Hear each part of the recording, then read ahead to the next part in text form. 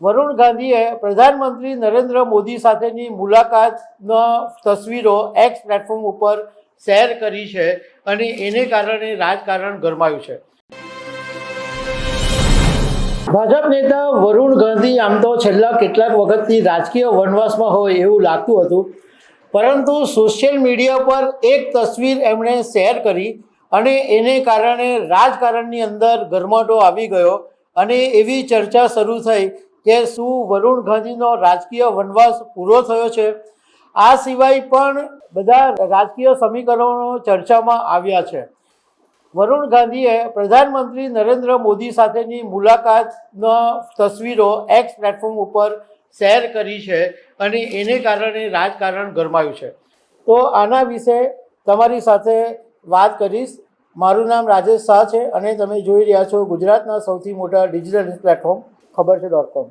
સંજય ગાંધી અને મેનકા ગાંધીના પુત્ર અને ઉત્તર પ્રદેશની પીલીભીતના પૂર્વ ભાજપ સાંસદ વરુણ ગાંધીએ એક્સ પ્લેટફોર્મ ઉપર એક તસવીર શેર કરી છે અને સાથે લખ્યું બી છે. આ તસવીર પ્રધાનમંત્રી નરેન્દ્ર મોદી સાથેની એમની સપરિવાર મુલાકાતની છે અને વરુણ ગાંધીએ એક્સ પ્લેટફોર્મ ઉપર લખ્યું કે પ્રધાનમંત્રી નરેન્દ્ર મોદીને મળીને અને એમના આશીર્વાદ અને માર્ગદર્શન મેળવીને સૌભાગ્ય પ્રાપ્ત થયું છે. અને એમણે વરુણ ગાંધીએ આગળ લખ્યું કે તમારા આભા મંડળમાં અદ્ભુત પિતૃવત સ્નેહ છે અને સંરક્ષણનો ભાવ છે.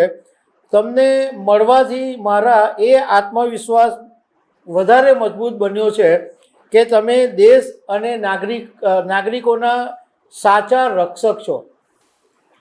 હવે વરુણ ગાંધીની આ જે તસવીર એક્સ પ્લેટફોર્મ ઉપર શેર થઈ એને કારણે રાજકારણની અંદર જબરજસ્ત ગરમાટો આવી ગયો છે અને બધા પોતપોતાની રીતે રાજકીય એનાલિસિસ કરી રહ્યા છે. કેટલાક રાજકારણના જાણકારોનું કહેવું એમ છે કે વરુણ ગાંધી અચાનક ચર્ચામાં આવ્યા એની પાછળનું કારણ એવું હોઈ શકે કે પશ્ચિમ બંગાળની અંદર વિધાનસભાની ચૂંટણી આવી રહી છે અને વરુણના પત્ની છે એ બંગાળના છે અને વરુણ ગાંધી પોતે પશ્ચિમ બંગાળના પ્રભારી રહી ચૂક્યા છે. તો પશ્ચિમ બંગાળમાં એમને કોઈ જવાબદારી સોંપવામાં આવી શકે છે એવું એક લોજિક છે. બીજું લોજિક એ કહેવામાં આવી રહ્યું છે કે રાહુલ ગાંધી હમણાં ઘણા સમયથી એકદમ એક્ટિવ છે અને રાહુલ ગાંધીના ભાઈ છે વરુણ ગાંધી. તો ભાઈની સામે ભાઈને ઉતારીને ભાજપ સમીકરણ સેટ કરવા માંગે છે એવી પણ કેટલાક રાજકારણીઓની દલીલ છે. બીજું કે વરુણ ગાંધી વિશે આપણે બધાને ખબર છે કે આમ તો એ ઘણા વખતથી કેન્દ્રની જે નીતિઓ છે એની ખુલ્લે આમ ક્રિટિસાઇઝ કરતા હતા. ઇવન ઘણા બધા અખબારોની અંદર કેન્દ્ર સરકારની નીતિઓની સામે વિરુદ્ધ લેખો પણ લખતા હતા. અને 2024માં જ્યારે વરુણ ગાંધીને લોકસભાની ટિકિટ નહીં મળી એ પછી એમનું બળવાખોર વલણ જોવા મળ્યું હતું અને એવું કહેવામાં આવતું હતું કે વરુણ ગાંધી રીતસરના સાઇડલાઇન થઈ ગયા હતા અને રાજકીય વનવાસ એમનો થઈ ગયો હતો.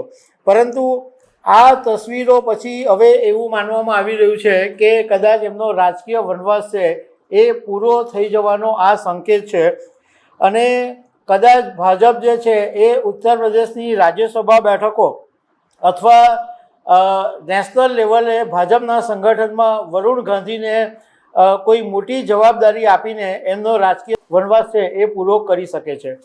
તો દર્શક મિત્રો, આવા અનેક અપડેટની સાથે અમે તમને મળતા રહીશું. આભાર.